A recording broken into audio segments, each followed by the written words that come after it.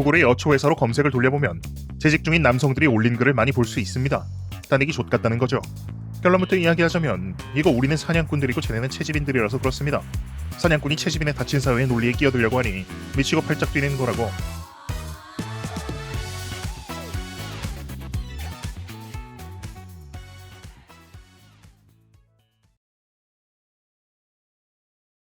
인류는 농사를 1만 년 전부터 짓기 시작했지만 그전 300만 년 동안은 수렵 채집인으로 살았습니다.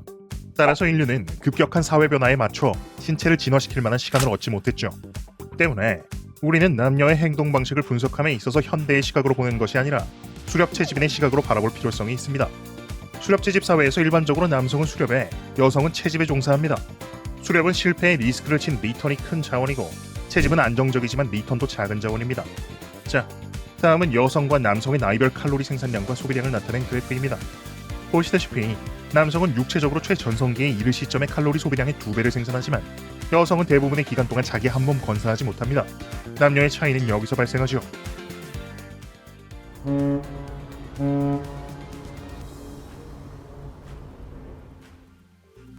문제의 핵심은 산출량의 차이 때문에 분배 방식에도 차이가 생긴다는 것입니다. 보시다시피 여성의 경제활동은 출산과 육아를 병행하기 때문에 잉여 생산물을 낳지 않습니다. 따라서 이들의 생산품들은 주로 가족과 친족들이 소비하는 선에서 그치며 다른 가족들이 채집해온 물건을 필요로 할 경우 1대1의 물물 교환의 과정을 거치죠. 반면 남성은 육체적 최전성기의 칼로리 생산량이 자신이 소모하는 양의 2배를 상회합니다. 이것은 친족이 수용 가능한 칼로리를 넘어서는 것이기 때문에 남성들은 남는 사냥감을 공동체 전체에 공평하게 분배하죠. 이는 아직도 수렵 채집 사회를 유지하고 있는 부족에게서 나타나는 공통적인 현상입니다. 즉, 여성들은 남성과 달리 생산활동과 육아를 병행하기 때문에 애초에 산출량의 크기가 작고 이 한정된 자원을 자신과 가까운 순으로 분배해왔다는 겁니다. 여초사회가 보여주는 고유의 특질들은 이러한 채집인의 특징과 결부되어 있죠. 해녀분들을 생각하면 편합니다.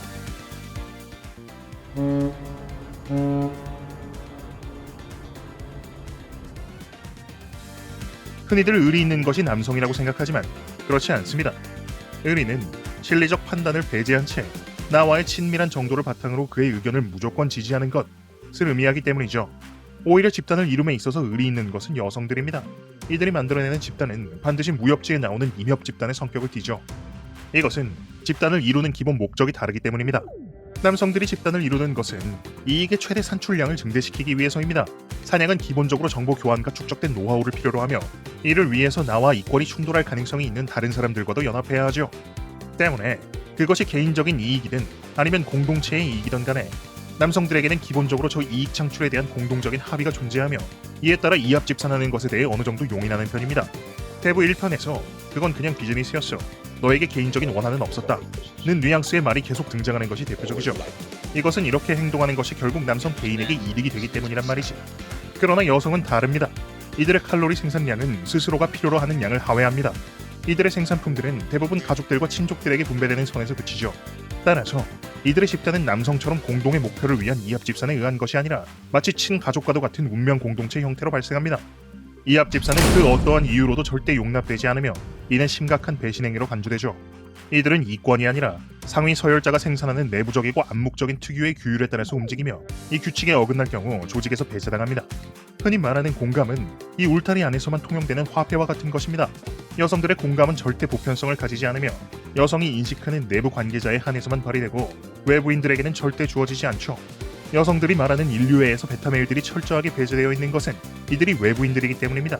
그 어떠한 내부 고리와도 연관될 일이 없고 연관되고 싶어하지 않는 존재들이기 때문이죠. 이는 문화계에서 그리는 임협 집단의 성격과 거의 동일합니다. 하지만 실제 임협 집단들은 남성들이 운영하기 때문에 철저히 이권에 의해서 움직인다는 점이 다를 뿐이죠.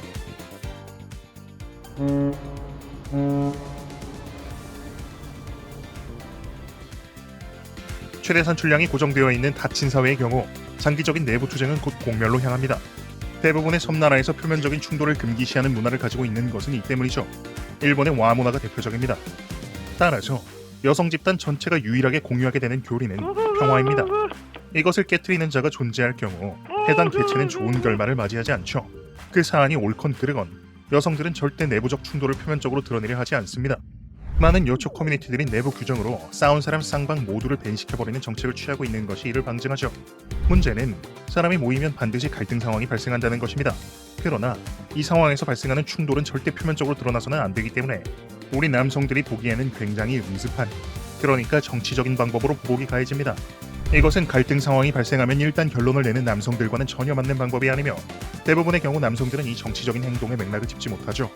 예를 들어 우리는 여초 집단에서 갈등 상황이 발생하면 이를 중재하려 하는 남성들을 흔히 볼 수 있습니다. 이는 내부적 갈등을 빨리 마무리하고 맘모스를 잡으러 가야 하는 사냥꾼적인 특성에서 기인하는데, 문제는 외부자인 남성이 볼 수 있을 정도의 충돌이 일어난 상황이면 이미 저 여초 집단 내에서는 정리가 끝난 사안이라는 것입니다. 한번 내부 조직에서 떨어져 나온 개체의 경우 보통 다시는 저 집단 내부로 들어갈 수 없습니다. 왜냐하면 이 사람이 부재한 상태에서야 집단 내부의 평화가 유지되기 때문이죠. 저 중재자인 남성은 다시 친하게 지내는 것이 평화 상태라고 생각하겠지만 이 정치 상황에 둔감한 남성이 사건을 인식한 시점은 이미 내부적인 정리가 끝난 상황이란 말이지. 때문에 이 중재 시도는 여초 집단의 내부자들에게 오히려 분란을 일으키는 것으로 인식되며 남성은 내부 규율을 깨트리려 하는 룰 브레이커가 되기 때문에 이쪽으로 불똥이 튈 가능성이 높아지죠. 문제는 이 표면적인 평화 룰이 대부분의 여초 조직이 자정작용을 하지 못하도록 만드는 주 요인 중에 하나가 된다는 것입니다.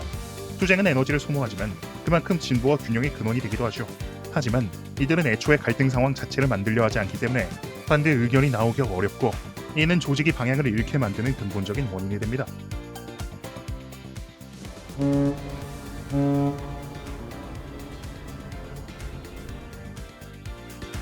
여성 노동자의 또 다른 특징 중 하나는 자기 자신의 일과 공동체의 일을 철저하게 구분짓는다는 것입니다.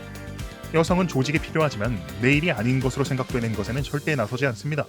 여성들은 저 일을 함으로써 오는 노동력의 소모를 손해로 간주하고 이 손해 득실이 자신에게 불리하다고 생각될 경우 굉장한 불만을 표출하죠. 이것은 어차피 해야 되는 일이라면 나다 싶으면 나가는 남성들과는 완전히 다른 성향입니다.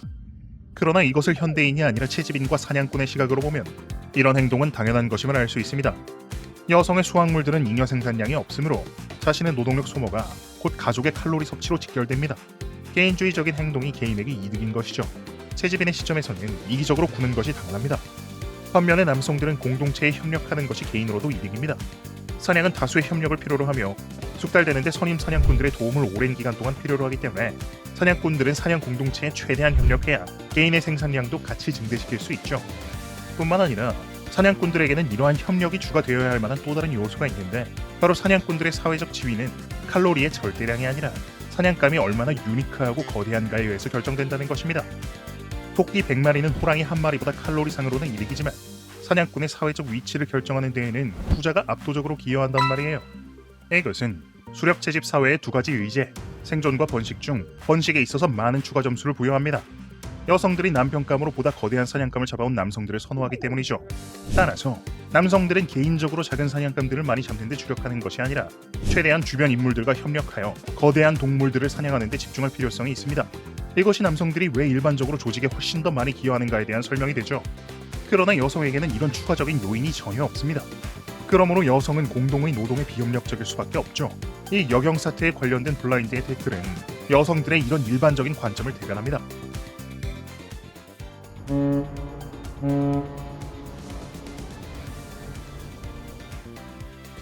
맨스플레인이라는 단어가 존재한다는 사실은 사냥꾼과 채집인이 서로를 절대 이해할 수 없다는 사실을 말해줍니다. 정보 교환과 협력이 기본 베이스가 되는 사냥꾼들로서는 저 당연한 일상을 위협으로 받아들이는 이 황당한 인식에 대해서 불만을 나타낼 수밖에 없죠. 그러므로 여초 사회에서 살아가는 남성에게 있어서는 이에 적응하려 하기보다는 저것이 채집인으로서의 행동 원리인 것을 알고 약간 거리를 두는 것이 훨씬 더 적합한 전략이 될 것입니다. 우리는 저것을 이해할 수도 없고 저 미묘한 맥락을 짚어낼 수도 없으며 그것이 우리에게 도움이 되는 것도 아닙니다. 인류 300만 년의 역사 중에 여성이 대형 조직에 일에 종사한 지는 이제 고작 50년 되었다고. 재미있는 점은 이러한 단점을 대하는 태도에서도 서로의 방식이 다르다는 겁니다. 남성들은 과도한 폭력성과 같이 사회 통합에 맞지 않는 단점들을 제도적으로 제어하고 개선하려고 노력한 반면 여성들은 저 단점이 없다고 정치적으로 우기는 것을 해결책이라 생각한단 말이지. 얘네들한테는 문제의 근본적인 개선보다 표면적인 평화가 우선인 거라고. 개인적으로 이것이 여성에게 장기적으로 도움이 되는 것인지에는 다소 의문이 있습니다.